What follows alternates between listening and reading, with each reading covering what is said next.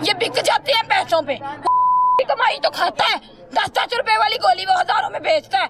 उसने नहीं सब्र किया, अगर उसको हलाल के पैसे होते ना वो 2 दिन सब्र कर लेता। किसी का जवान बेटा गया है, किसी बहनों का भाई गया है, मैं 2 दिन ना कमाई करूं, कमाता है। उसने नहीं सब्र किया, उसने कहा मैं क्यों करूं।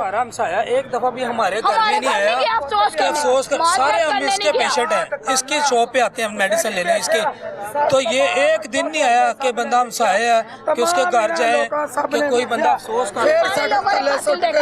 मेरा बच्चे ने सबने देखा, मेरे भाई के कातिल का नाम इन सबको पता है, सबको।